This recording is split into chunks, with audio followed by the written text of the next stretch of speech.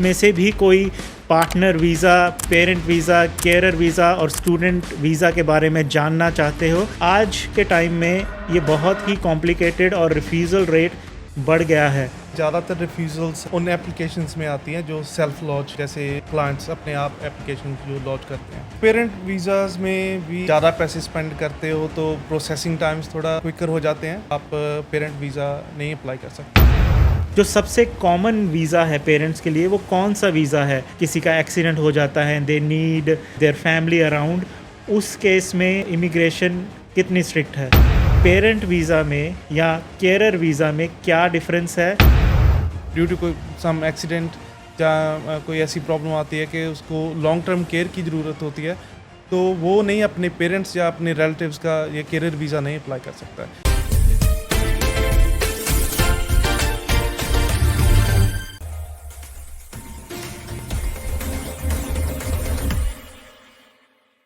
नमस्कार दोस्तों, welcome back to यूएमएम show.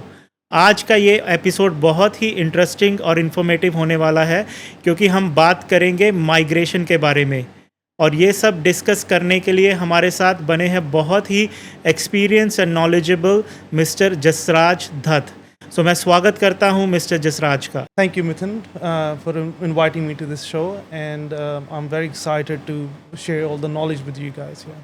Thank you very much.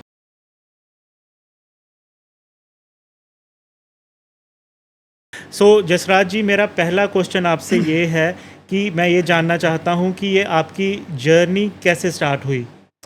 देखो, मैं इंडिया से 2008 में यहाँ पर आया, तो यहाँ पर आकर मैंने स्टडी की, स्टूडेंट वीज़ा पर आया था, और उसके बाद सेम लाइक मैनी स्टूडेंट्स मैंने टेम्प्रेरी ग्रेजुएट वीज़ा अप्लाई किया, और उसके बाद परमानेंट रेजिडेंसी अप्लाई की, और I've gone through the process where I had to deal with many migration agents, और मुझे थोड़ा ऐसा लगता था कि there was a lack of trust between agents and clients. तो मैंने मन बना लिया अपना कि मैं यही प्रोफेशन में आऊँगा।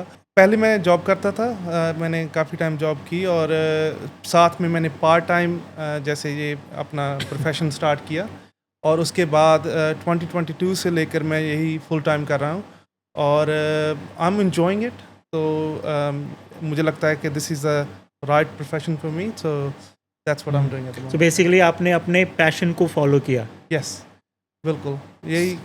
जैसे मैंने पहले बोला कि मैंने पहले ये पार्ट टाइम स्टार्ट किया, तो then I started to feel like I am enjoying it, तो तब मैंने बाद में मन बनाया सो कि पार्ट टाइम आपने किस ईयर स्टार्ट किया?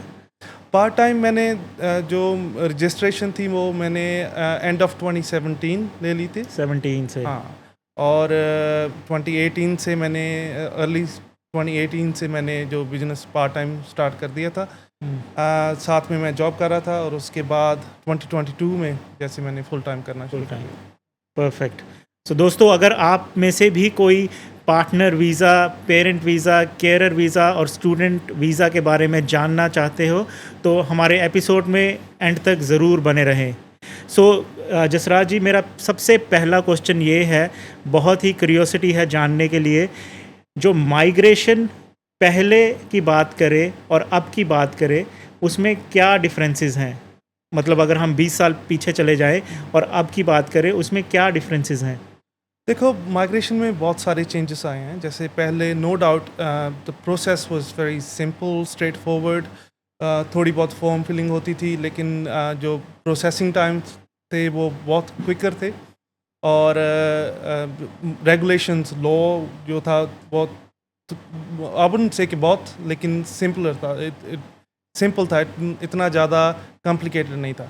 लेकिन इन दिनों जो हम देख रहे हैं कि रेगुलेशंस कॉन्स्टेंटली चेंज हो रही है, और even for migration agents it's sometimes it can be little bit hard to keep yourself up to date with all the changes, all the policy changes and regulations. So that's why it's more complicated. Past में ऐसे होता था कि paper applications mostly launch होती थी, लेकिन इन दिनों जो थोड़ा सा ईजियर ऑप्शन है कि आप मोस्टली एप्लीकेशंस ऑनलाइन लॉन्च कर सकते होते हैं। सो मेरा एक्सपीरियंस ये कहता है जसराज जी, जो पहले था वो प्रोसेस सिंपलर था, इतना कॉम्प्लिकेटेड नहीं था, ईजियर था, वीज़ा ग्रांट जल्दी होते थे, बट आज के टाइम में ये बहुत ही कॉम्प्लिकेटेड और रिफ्यूज़ल रेट बढ़ गया है। हाँ। क्या इस बात में सच्चाई है कि ये बात सही है? और ऐसा क्यों क्यों है कि मतलब अभी ऐसा कॉम्प्लिकेटेड और मुश्किल प्रोसीजर क्यों हो गया है? जो मुझे लगता है कि ज़्यादातर रिफ्यूज़ल्स उन एप्लीकेशंस में आती हैं जो सेल्फ लॉन्च, जैसे क्लाइंट्स अपने आप एप्लीकेशंस जो लॉन्च करते हैं। अगर आप सोशल मीडिया से इंफॉर्मेशन लेकर और यूट्यूब से इंफॉर्मेशन लेकर एप्लीकेशंस लॉन्च करेंगे तो there are chances that you might miss something, और उसी वजह से आपको रिफ्यूज़ल का सामना करना पड़ सकता है। जैसे हम एप्लीकेशन अगर लॉन्च करते हैं तो we have to check all the relevant policies regulations, तो हम मेक श्योर करते हैं कि सही जो डॉक्यूमेंटेशन है वो सबमिट की जाए। तो यही रीज़न मुझे लगता है कि अगर आप सेल्फ लॉन्च एप्लीकेशन अपने आप एप्लीकेशंस लॉन्च कर रहे हैं तो it's better to seek some professional advice before you launch the visa application. तो इसी के साथ हम अपने दूसरे क्वेश्चन पे आते हैं, जो है पार्टनर वीज़ा। यह पार्टनर वीज़ा क्या है, इसकी एलिजिबिलिटी क्या है और इसका सक्सेस रेट कितना हाई रहता है? अगर हम परमानेंट पार्टनर वीज़ाज़ की बात करें तो ऑन शोर पार्टनर वीज़ा होता है, जैसे सब क्लास 820 हो गया और सब क्लास 801, और ऑफ शोर पार्टनर वीज़ाज़ में आती है सब क्लास 309 और सब क्लास 100। ऑन शोर पार्टनर वीज़ा हो या ऑफ शोर पार्टनर वीज़ा हो, आपके पास होना चाहिए strong proper proof of genuine relationship. और जेन्युइन रिलेशनशिप में अगर हम बात करें कि अगर आपके पास मैरिज सर्टिफिकेट है तो obviously we need that, but apart from that आपके पास अदर एविडेंस भी होना चाहिए, जैसे फ़ोटोज़ वगैरह हो गई, और आपके पास प्रूफ ऑफ जॉइंट फाइनेंसेस वगैरह, जॉइंट बैंक स्टेटमेंट्स वगैरह, वो सब कुछ होना चाहिए। तो इट्स नॉट कि आपके पास मैरिज सर्टिफिकेट है और that's sufficient to get a permanent partner visa for Australia. ये आप ऑफ शोर की बात कर रहे हैं? ऑफ शोर ऑन शोर दोनों ही।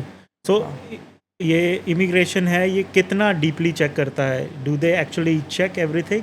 हाँ, देखो इसमें 4 जो की क्राइटेरियाज वो असेस करते हैं जेन्युइन रिलेशनशिप को लेकर। उसमें आ जाता है कि फाइनेंशियल आस्पेक्ट्स हो जाते हैं जो अपने पार्टनर वीज़ा के, और उसके अलावा आपके पास सोशल आस्पेक्ट्स का प्रूफ होना चाहिए कि आप within your community you are known as a couple, और नेचर ऑफ हाउस होल्ड आपकी कैसी है, आप अपने हाउस होल्ड के टास्क्स वगैरह कैसे शेयर करते हैं।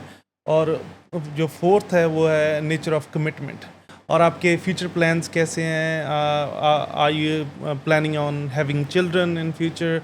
तो वो उन चीज़ों का आपके पास प्रूफ होना चाहिए, और प्रूफ होना चाहिए, प्लस आपको रिटन स्टेटमेंट्स वगैरह प्रोवाइड करनी पड़ती हैं to explain all those points. ठीक है, तो प्रोसेसिंग टाइम्स के बारे में बात करें तो बिटवीन 12 to 24 months जो प्रोसेसिंग टाइम है, same for on shore and off shore, similar processing times for both. ये बोथ के लिए, ऑन शोर एंड ऑफ शोर के लिए? ओके, सो ये बहुत इम्पॉर्टेंट है कि आपके पास प्रूफ्स हों, that in the form of emails, photos, socialisation और finances. So it's really important to have those proofs to prove that the relationship is genuine and legitimate. Yes, genuine and continuing and yes, Continuing. Yes. So it's not that कि अगर आप starting में आप marriage certificate वगैरह या कुछ photos provide कर देते हैं, इमिग्रेशन को प्रोवाइड कर देते हो, और that's going to be sufficient. No, आपको व्हाट वी रिकमेंड, अगर आपने एप्लीकेशन लॉन्च कर भी दी है और आप बाद में भी ऑन गोइंग बेसिस पर अपने जैसे आपका एविडेंस जैसे जुड़ता जाता है, आप प्रोवाइड करे जाएं इमिग्रेशन, अब अपडेट करते रहें। हाँ। ओके, सो जसराज जी, पेरेंट वीज़ा के बारे में आपका क्या कहना है?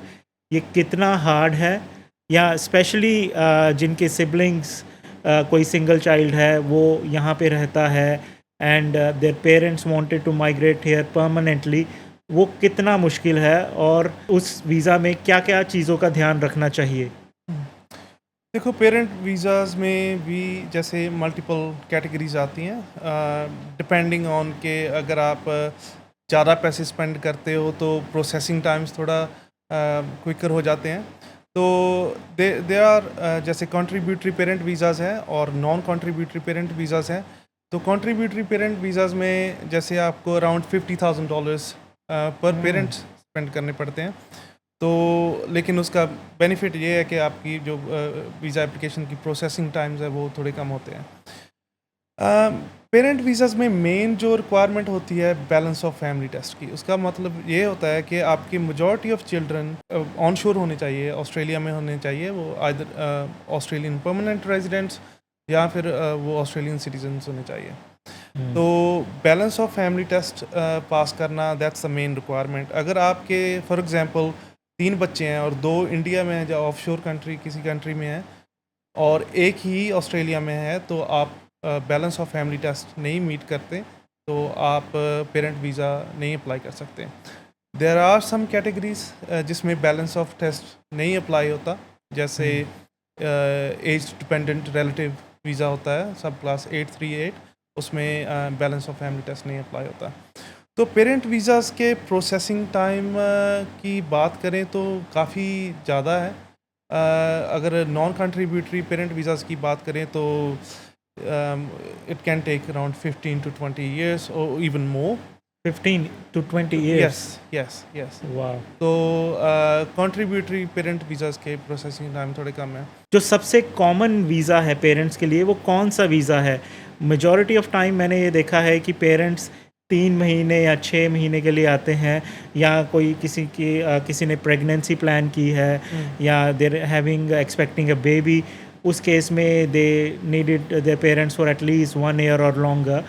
सो उसका एलिजिबिलिटी क्राइटेरिया क्या है? Is immigration granting those visa without having any conditions, like country out की कंडीशंस ना हो, या अगर if somebody wanted to stay here for 3 years और 5 इयर्स, वो कौन सी ऑप्शंस चूज़ कर सकते हैं? हाँ, देखो अगर आप पेरेंट वीज़ाज़ की बात करें तो उसमें डेफिनेटली कंट्रीब्यूटरी पेरेंट वीज़ाज़ हो गए, जो नॉन कंट्रीब्यूटरी पेरेंट वीज़ाज़ हो गए। लेकिन अगर आप अपनी फैमिली मेम्बर जैसे ड्यू टू प्रेगनेंसी की वजह से आप विज़िट करने आ रहे हैं, तो मोस्टली विज़िटर वीज़ा ही लोग अप्लाई करते हैं, जिसमें आपको साल 1 का वीज़ा मिल जैसे 3 इयर्स का वीज़ा मिल जाता है विद 1 ईयर स्टे, तो वही मोस्टली अप्लाई करते हैं। लेकिन apart from that there is another option which is subclass 870। उसमें अगर आप जैसे अराउंड $5,000 स्पेंड करते हो तो आपको 3 साल का वीज़ा मिल जाता है, और अगर आप अराउंड $10,000 स्पेंड करते हो तो आपको 5 इयर्स का वीज़ा मिल जाता है। तो there is no specific visa for parents to look after their grandchildren or family members in Australia. So- they can either go for permanent visa, parent visa options, which are contributory, non-contributory, or they can apply for visitor visa or temporary visa, which is subclass 870. So there are options available. अगर किसी ने 1 साल के लिए आना है, 3 साल के लिए आना है, 5 साल के लिए आना है, या फिर परमानेंट रहना चाहते हैं, so depend on how much money you spend, there are visas available. That's Which- right. हाँ, ऑलराइट, ओके। हाँ. So it depends on how much money you wanted to spend or how long your family wanted to be here. हाँ जी, आपने बिल्कुल सही बताया। अगर आप ज़्यादा पैसे स्पेंड करते हैं जैसे तो there are options which can decrease the processing times as well as give you longer duration to stay. अगर आप थोड़े कम पैसे स्पेंड करना चाहते हैं तो visitor visa is the best option for parents, but you can't do that on ongoing basis. अगर आप बार बार विजिटर वीज़ा अप्लाई कर रहे हैं, जैसे आप 3 साल यहाँ पर आपको 3 साल का विजिटर वीज़ा मिला है और साल आपने स्टे किया, उसमें से थोड़े महीने आपने इंडिया में लगाया और अगेन आपने 1 साल ऑस्ट्रेलिया में स्पेंड किया, और अगर आप बार बार वही वीज़ा अप्लाई कर रहे हो विद मिनिमम स्टे ओवरसीज़, तो किसी पॉइंट पर जाकर इमिग्रेशन उसको क्वेश्चन कर सकता है कि आपकी इंटेंशंस यहाँ पर जेन्युइनली विज़िट करने की है या आपको ऑन गोइंग आप अपना रेजिडेंस मेंटेन करने की कोशिश कर रहे हैं। All right. So they do monitor all these yes. actions कि हाँ जी। आपकी intention क्या है. हाँ जी। सो मेरे दिमाग में अभी एक और क्वेश्चन भी आ रहा है. So what in case of emergency, अगर कुछ मिस हैपनिंग हो जाता है, किसी की डेथ हो जाती है, या ऑल ऑफ द सडन किसी का एक्सीडेंट हो जाता है, they need their family around, उस केस में इमिग्रेशन कितनी स्ट्रिक्ट है? इन केसेस में जो मोस्ट रेलेवेंट सब क्लास है, जो मोस्ट रेलेवेंट वीज़ा है, वो विजिटर वीज़ा ही है। ठीक है। जब हम एप्लीकेशन लॉन्च करते हैं तो उसमें हम डेफिनेटली एक्सप्लेन करते हैं कि कौन से रीज़न है, किस वजह से हम जो ट्रैवल करना चाहते हैं। तो immigration definitely considers all those things, but Indian citizens के लिए एक और भी इन्होंने एक जैसे ऑप्शन दे रखा है, वो है प्रायोरिटी प्रोसेसिंग फ़ीस। ठीक है। अगर आप विजिटर वीज़ा लॉन्च कर रहे हैं और आप एडिशनल $1000 पे करते हैं इमिग्रेशन को, तो आपकी जो प्रोसेसिंग है हो जाती है 24 to 48 आवर्स। ऑलराइट. तो वो जल्दी वीज़ा का डिसीजन दे देते हैं। तो we have seen many clients doing that. तो it's a good option for Indian citizens. So basically once again, how much money you wanted to spend. अगर आपको कोई इमरजेंसी पड़ भी गई है, there is an option available. आप बोल रहे हो कि जिसमें आप $1000 एक्स्ट्रा पे करो, तो आपकी जो वीज़ा एप्लीकेशन है विद इन 24 से 48 आवर्स में वो डिसीजन दे देते हैं। डिसीजन आ जाएगा. Yes. That's a very good information mister Jasraj. So एक और क्वेश्चन मेरे दिमाग में आ रहा है मिस्टर जसराज, कि ये केयरर वीज़ा क्या है? मैं बहुत कंफ्यूज हूँ इस चीज़ को लेकर कि पेरेंट वीज़ा में या केयरर वीज़ा में क्या डिफरेंस है, और इसको आप कैसे एक्सप्लेन करेंगे? केयरर वीज़ा जो है वो बहुत ही बढ़िया ऑप्शन है जो ऑस्ट्रेलियन इमिग्रेशन ने दे रखा है। ये उन लोगों के लिए है जो जिनकी फैमिली मेम्बर में कोई ऐसा मेंबर है जिसको कोई डिसेबिलिटी है, और उस डिसेबिलिटी की वजह से उसको लॉन्ग टर्म केयर की ज़रूरत है। तो आप अपने किसी रिलेटिव का ये वीज़ा अप्लाई कर सकते हो, केयरर वीज़ा अप्लाई कर सकते हो, और उस केयरर वीज़ा के साथ आपका रिलेटिव यहाँ पर रह सकता है ऑन परमानेंट बेसिस, और आपके फैमिली मेम्बर की लुक आफ्टर कर सकता है। तो इसमें obviously we have to prove के जो पर्सन है जिसके लिए जिसकी लुक आफ्टर के लिए आप केयरर वीज़ा अप्लाई कर रहे हैं, उसका प्रॉपर हेल्थ असेसमेंट होती है। बूपा है वो इंडिपेंडेंटली वेरीफाई करता है सब कुछ कि कौन सी कंडीशन है, whether it needs long term care और नॉट। तो उसकी प्रॉपर हेल्थ असेसमेंट होती है, और and we need many other documents कि वो केयर हम यहाँ पर क्यों नहीं ले सकते, क्यों हमें अपने किसी रिलेटिव पर रिलाई करने की ज़रूरत है। तो बढ़िया ऑप्शन है, लेकिन it requires lot of evidence, lot of documentation, और अगर आप वो रिक्वायरमेंट्स मीट करते हो तो ऑब्वियसली आप अपने किसी रिलेटिव को यहाँ पर ये परमानेंट वीज़ा का ऑप्शन दे सकते हैं, और इसमें आपको मेडिकेयर भी मिल जाता है। सो बेसिकली अगर प्रॉब्लम जेन्युइन है, अगर आप प्रूव कर सकते हो कि yes you have some sort of disability या फिर ऑटिज़म, तो इसके चांसेस बहुत रहते हैं, गवर्नमेंट सपोर्ट करती है, एंड जो भी पर्सन यहाँ पर आएगा they get the equal rights. Is that correct? देखो, ये परमानेंट वीज़ा होता है. Once it gets granted you are permanent resident and you get all the rights and everything. लेकिन जब आप अप्लाई करते हो ब्रिजिंग, जैसे वीज़ा एप्लीकेशन लॉन्च करते हो, तो आपको ब्रिजिंग वीज़ा मिलता है, और उस ब्रिजिंग वीज़ा पर कौन सी कंडीशंस इमिग्रेशन इम्पोज करता है, दैट्स अप टू इमिग्रेशन.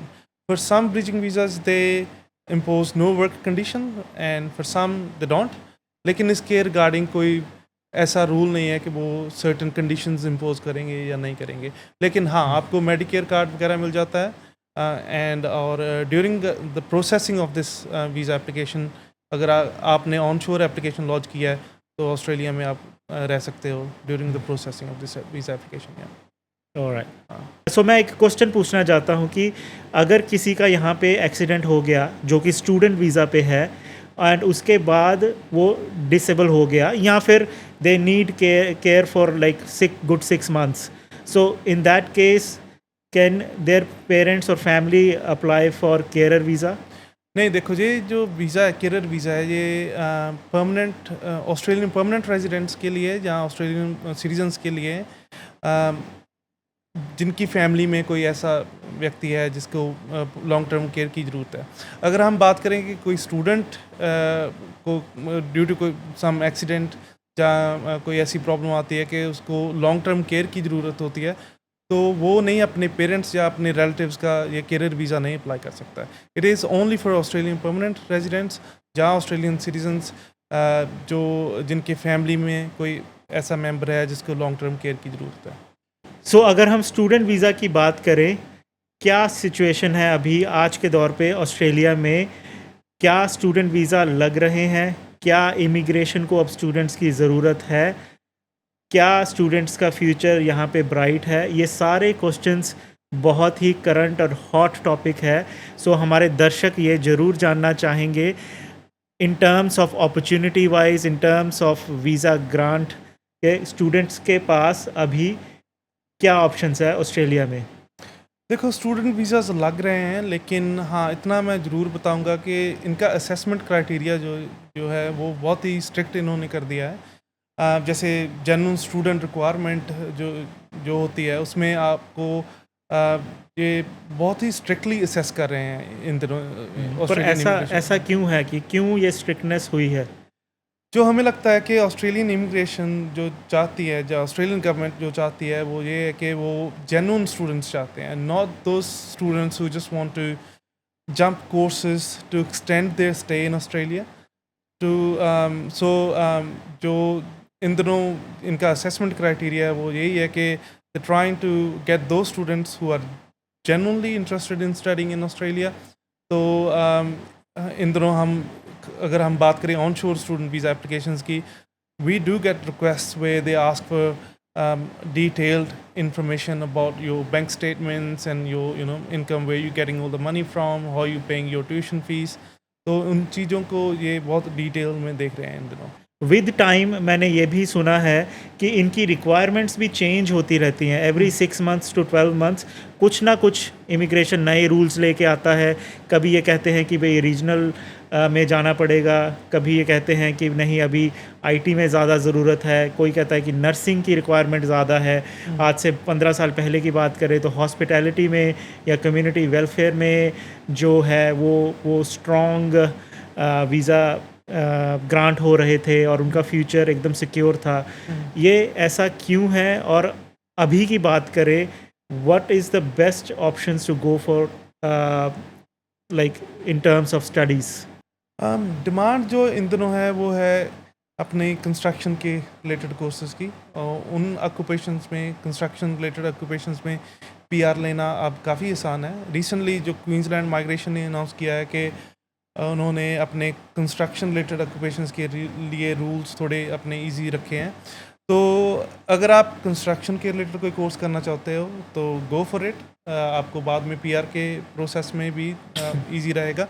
उसके अलावा हेल्थ सेक्टर, इट्स जैसे नर्सिंग वगैरह हो गई, वो भी एक स्टेबल एक फील्ड है जिसमें आपको बाद में अपना पीआर प्रोसेस का जो है वो उसमें ऑप्शन बन जाता है। Early childhood teachers is a good option.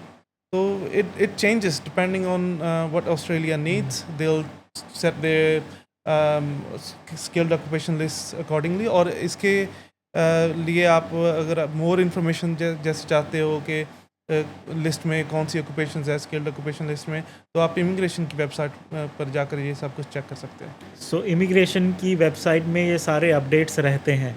हाँ, मोस्टली यस। सो नर्सिंग की अगर बात करें, वो हमेशा ही हाई डिमांड में रहा है। So what about other trades, like अगर हम बात करें इलेक्ट्रिशियन की, प्लम्बिंग की, कारपेंट्री की, उनकी डिमांड कैसे है अभी? कंस्ट्रक्शन के मोस्टली कंस्ट्रक्शन ऑक्यूपेशन सभी आ जाते हैं उसमें, जैसे पेंटर्स हो गए, कारपेंटर्स हो गए, प्लम्बर्स हो गए। तो यही सभी ऑक्यूपेशंस डिमांड में हैं क्योंकि Australia needs all the construction workers. तो अगर आपका मन है ये स्टडी करने का किसी क्लाइंट का, तो या go for it. This is a right time to choose construction courses, because इसमें पीआर का ऑप्शन जैसे काफ़ी आसान है इन दिनों। तो ये बहुत ही अच्छी इन्फॉर्मेशन थी आई थिंक हमारे सभी ऑडियंस के लिए, और स्पेशली जो ऑस्ट्रेलिया आना चाहते हैं। अब किसी भी construction related, plumbing, electrician, carpentry में आ जाए। इसमें जो है काफ़ी अच्छे ऑप्शंस हैं और सिक्योर्ड ऑप्शंस हैं। तो अगर आप जैसे ऑफशोर लॉन्च करते हो construction any trade courses related student visa, तो वीज़ा लगने के चांसेस कम हैं। अगर आप offshore visa student visa apply कर रहे हो, तो मोस्ट स्टेबल ऑप्शन है कि आप यूनिवर्सिटी लेवल की स्टडी के बेस पर ही अपना जो स्टूडेंट वीज़ा अप्लाई करें। और अगर आप ऑन शोर हैं और स्टडी को चेंज करने का मन है, तो आप कोई कोर्स ढूंढ रहे हैं कि आपका बाद में पीआर का ऑप्शन उसके बेसिस पर आसान हो जाए, तो construction courses are the best option इन दोनों, क्योंकि मोस्टली स्टेट्स को चाहिए कंस्ट्रक्शन वर्कर्स। तो यस, अगर आप ऑन शोर हैं और स्टूडेंट वीज़ा अपना फ्यूचर में का कोई डालना चाहते हो, तो आप कंस्ट्रक्शन रिलेटेड कोर्स के बेस पर डाल सकते हो। इसके साथ ही में मैं कुछ ऐड करना चाहता हूँ कि अगर आप ऑस्ट्रेलिया में ऑलरेडी ऑन स्टूडेंट वीज़ा पर हैं, तो आप कंप्लायंस का ज़रूर ख्याल रखें। अगर आप को 24 आवर्स, जैसे फोर्टनाइटली आपको 48 आवर्स अलाउड है वर्किंग आवर्स, तो उतना ही उसके लिमिट्स में ही आप काम करें। अगर आप वो ज़्यादा काम कर रहे हैं, तो you can get in trouble. और उसके अलावा कॉलेज जहाँ अपनी यूनिवर्सिटी अटेंड करें, अपनी इनरोलमेंट प्रॉपर रखें, क्योंकि इन दोनों immigration they are very strict and they are checking your attendance. तो अगर आप कोई कंडीशन ब्रीच कर रहे हैं, तो आप बाद में ट्रबल में आ सकते हो और आपका वीज़ा कैंसिल भी किया जा सकता है इमिग्रेशन के द्वारा। सो बेसिकली जो अपनी वीज़ा की कंडीशंस हैं उसका ध्यान ज़रूर रखा जाए अगर आप लॉन्ग टर्म ऑस्ट्रेलिया में रहने की ट्राई कर रहे हैं तो। Is that correct? बिल्कुल, बिल्कुल, हाँ, क्योंकि हमने we have seen many cases where student didn't attend the classes on regular basis, और उनको बाद में इमिग्रेशन से नोटिस आ गया कि they are intending to cancel the visa. तो जो हम रिकमेंड करते हैं कि आप रेगुलरली क्लासेस अटेंड करें और बाद में किसी ट्रबल में मत आएँ। सो what about the hours restrictions? I mean जो वर्क रिस्ट्रिक्शंस हैं स्टूडेंट्स के लिए, वो क्या है, वो कितनी इम्पोर्टेंट हैं और इसके कॉन्सिक्वेंसेस क्या हो सकते हैं? देखो, अगर मोस्टली स्टूडेंट वीज़ा पर जो कंडीशंस होती है वर्क रिलेटेड, वो ये होती है कि आपको 48 आवर्स अलाउड होते हैं पर फोर्टनाइट, ठीक है। अगर आप उससे ज़्यादा काम करते हो, जैसे लेट्स से कि आप कैश जॉब्स वगैरह कर रहे हैं, और आप अगर आप 48 से ज़्यादा आवर्स लगा रहे हैं इवन ऑन TFN और या ABN फोर्टनाइटली। पर फोर्टनाइटली, तो आप बाद में ट्रबल में आ सकते हो उस वजह से। तो हम नहीं रिकमेंड करते कि आप कैश जॉब्स करें या आप 48 आवर्स से ज़्यादा काम करें, क्योंकि लेट्स से अगर आप ऊबर चला रहे हैं या डोरडैश वगैरह चला रहे हैं, तो आप सोच रहे हैं कि नहीं, हम it's fine, they are not looking at the hours और anything like that.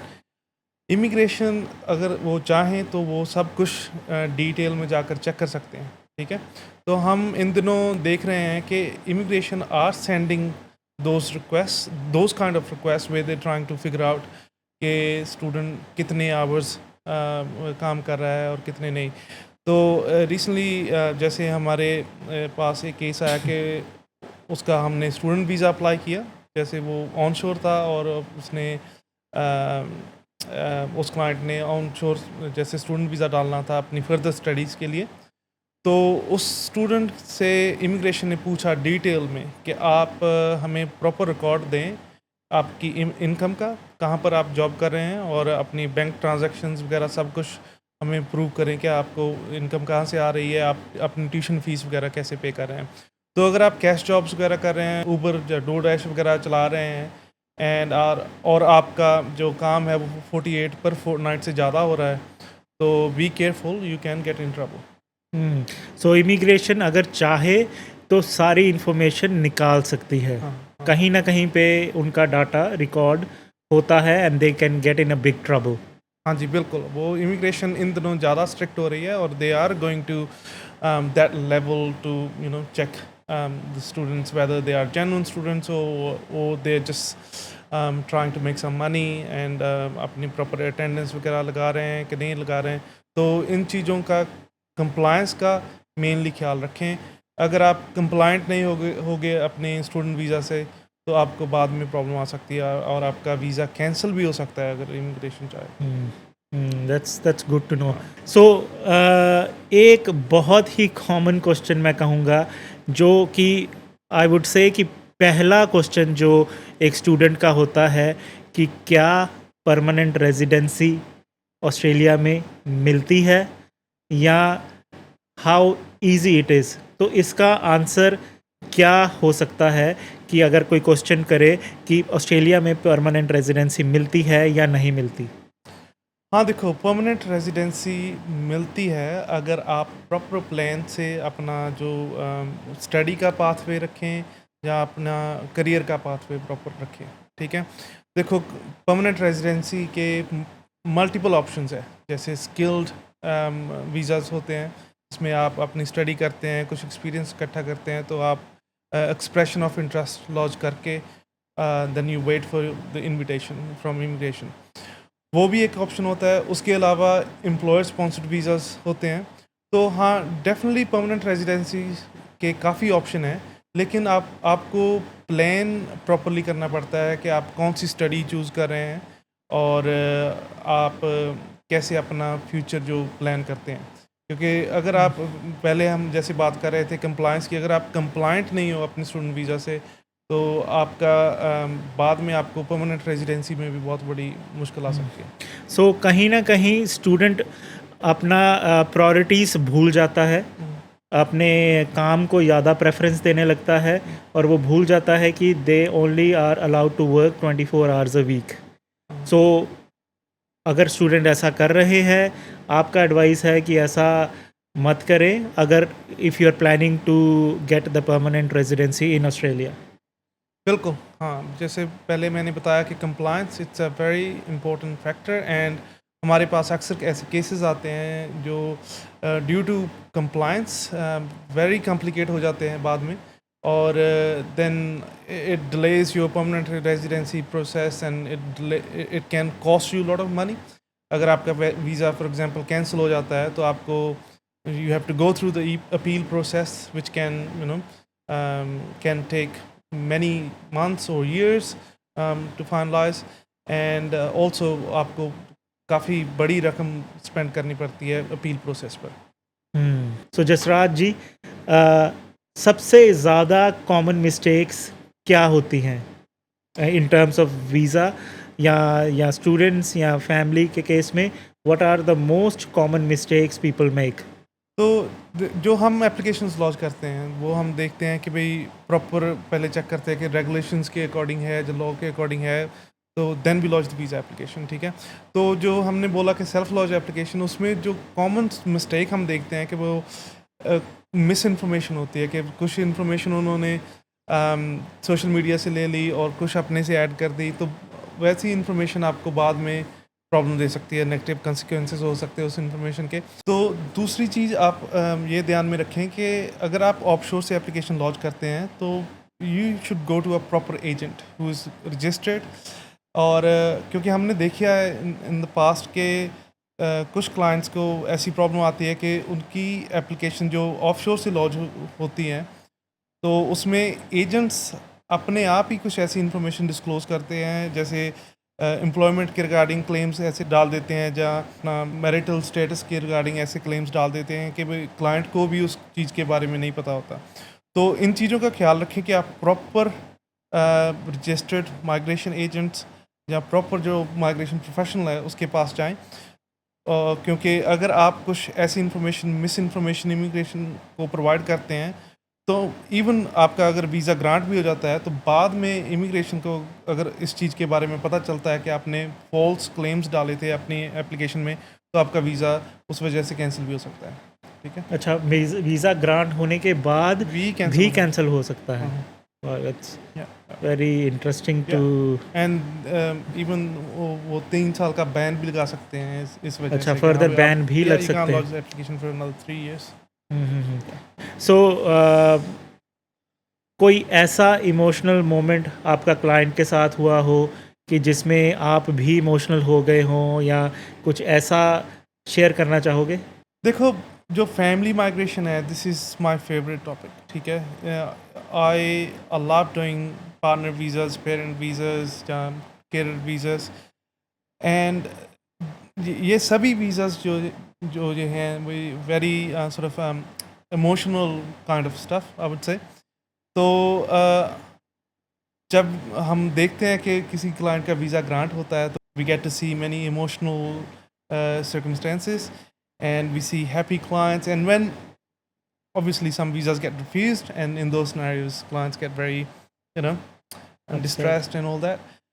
But recently हमने किसी का कैरियर वीज़ा लॉन्च किया था।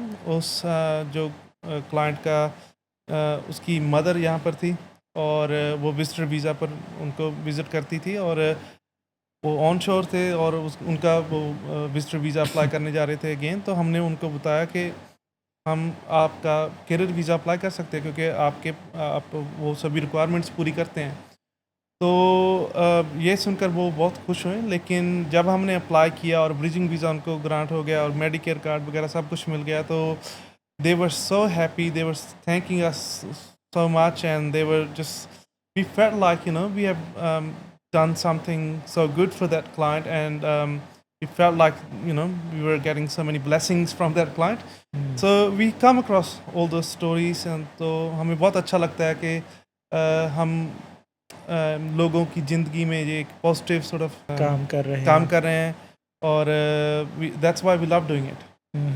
सो अब हम स्टार्ट करेंगे रैपिड फायर क्वेश्चन, जिससे मैं आपको एक क्वेश्चन पूछूंगा, आपको विद इन 3 सेकेंड्स आंसर करना है और वेरी शॉर्ट आंसर करना है।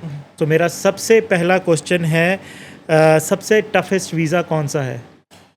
I think employer sponsored visas. Employer sponsor visa, okay. और सबसे fastest regret for clients? Providing miss information और fake documents. Fake documents, okay. So fake documents कभी मत दीजिए। Best city for permanent residency? I would say best state in Tasmania. Tasmania, Yeah. Okay.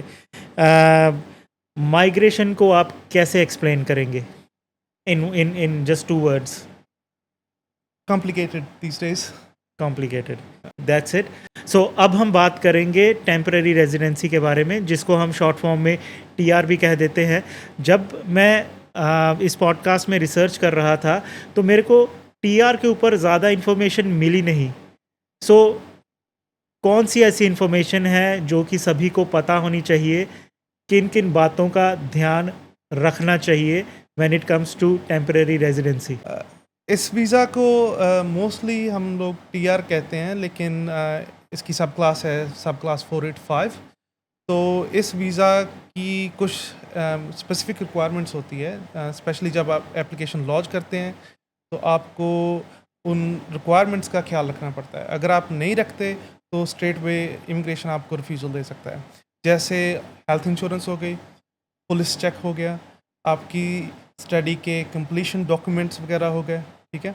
उन चीज़ों का skill assessment वगैरह हो गई, उन चीज़ों का आपको ख्याल रखना चाहिए, और उसका प्रूफ एप्लीकेशन के साथ आपको लॉन्च करना चाहिए। अगर आप नहीं करते तो जैसे मैंने बोला कि आपको रिफ्यूज़ल स्ट्रेट वे इमिग्रेशन दे देगा। जब आपको 485 वीज़ा या TR आपको मिल जाती है, तो आप फुल टाइम आवर्स काम कर सकते हो, और फुल टाइम काम करके आप जैसे उस एक्सपीरियंस के का बेनिफिट हो सकता है आपको स्किल वीज़ाज़ के लिए, जैसे पॉइंट टेस्टेड वीज़ाज़ हो गए, और एम्प्लॉयर स्पॉन्सर्ड वीज़ाज़ के लिए भी उस चीज़ का आपको बेनिफिट हो सकता है। तो TR it's a really good option, because you can work full time or you can study during that time. But एक चीज़ का आपको ख्याल रखना चाहिए कि भाई TR जो है वो सिर्फ एक बार ही मिलती है, आप बार बार ये वीज़ा अप्लाई नहीं कर सकते। तो इस पर आपको जो टाइम मिलता है उसको वाइजली यूज़ करें, और इसके बेसिस पर आप जैसे इस टाइम के ड्यूरिंग आप स्टडी भी कर सकते हैं, जो एक्सपीरियंस वगैरह भी कर सकते हैं अगर आप चाहें तो। So as we are moving towards the end of this episode, so मैं चाहता हूँ कि कोई ऐसा मैसेज जो आप हमारी ऑडियंस को देना चाहते हो, चाहे वो स्टूडेंट्स हैं या इमिग्रेंट है या कोई भी वीज़ा पे है, क्या मैसेज आप देना चाहेंगे हमारे दर्शकों को? देखो, जो मेन वन है वो तो यही है कि आप कंप्लायंस का ख्याल रखें। अगर आप स्टूडेंट वीज़ा पर हो फॉर एग्जांपल, तो उसकी कंडीशंस का आप ख़ास तौर पर ख्याल रखें, कंडीशंस वगैरह ब्रीच मत करें, क्योंकि अगर आप कंडीशंस ब्रीच करते हैं तो बाद में आपको परमानेंट रेजिडेंसी लेने में भी प्रॉब्लम आ सकती है। और उसके अलावा अगर आप जैसे कोर्सेज रेगुलरली चेंज कर रहे हैं तो इस चीज़ की भी आपको बाद में प्रॉब्लम आ सकती है, क्योंकि you will and up wasting your time अगर आप प्रॉपर प्लान के साथ नहीं प्रोसीड कर रहे हैं। Time and money. Time and money, yes. Money, yes yes. Main जो मैं बोलूँगा इस चीज़ के बारे में वो यही है कि आप कंप्लायंस का ख्याल रखें। अगर आप फॉर एग्जांपल आपके पास स्टूडेंट वीज़ा है तो आप स्टूडेंट वीज़ा की कंडीशंस को ब्रीच कर रहे हैं तो आपको बाद में प्रॉब्लम हो सकती है। सो मेनली कंप्लायंस का ख्याल रखें, अपनी अटेंडेंस पूरी रखें, अपने कोर्सेज़ वगैरह रेगुलरली मत चेंज करें, जैसे बार बार मत चेंज करें। फॉर एग्जांपल अगर आप जैसे डिग्री के बेसिस पर यहाँ पर आते हो और बाद में 6 मंथ्स के बाद आप कोर्स चेंज करते हो, बार बार वही चीज़ कर रहे हो, तो इस चीज़ का आपको बाद में बहुत ज़्यादा नुकसान हो सकता है, क्योंकि immigration they consider all those things. और ऐसे ही आपका वो पीआर का पाथवे भी डिले हो सकता है अगर आप प्रॉपर प्लानिंग के साथ नहीं चलते और कंप्लायंस का ख्याल नहीं रखते। इसके साथ मैं यही ऐड करना चाहता हूँ कि आप शॉर्टकट की तरफ मत जाएं, अपने डॉक्यूमेंट्स वगैरह प्रॉपर रखें, फेक डॉक्यूमेंट्स मत प्रोवाइड करें, क्योंकि शॉर्टकट की वजह से आपको बाद में जो सिग्निफिकेंट कंसिक्वेंसेस फेस करने पड़ सकते हैं। इमिग्रेशन को अगर पता चलता है कि आपने मिस इन्फॉर्मेशन या बोगस डॉक्यूमेंट्स वगैरह प्रोवाइड किए हैं तो आप पर ना कि सिर्फ आपका वीज़ा कैंसिल होगा, लेकिन आपको बाद में आप पर बैन भी लग सकता है और आपको फ्यूचर वीज़ा एप्लीकेशंस में काफ़ी प्रॉब्लम आ सकती है। So thank you so much, Mr. Jasraj, for coming to our show and giving all the information. Thank you for inviting me. Thank you. आज के इस एपिसोड में हमें काफ़ी कुछ सीखने को मिला। हमें ये पता लगा कि केयरर वीज़ा क्या है, पार्टनर वीज़ा की रिक्वायरमेंट क्या है, पेरेंट वीज़ा क्या है और स्टूडेंट वीज़ा में किन किन चीज़ों का ध्यान रखना चाहिए। मैं उम्मीद करता हूँ कि आपको ये शो काफ़ी पसंद आया, और अगर आपको ये शो अच्छा लगा तो चैनल को सब्सक्राइब करना ना भूलें एंड लाइक एंड कमेंट ज़रूर करें।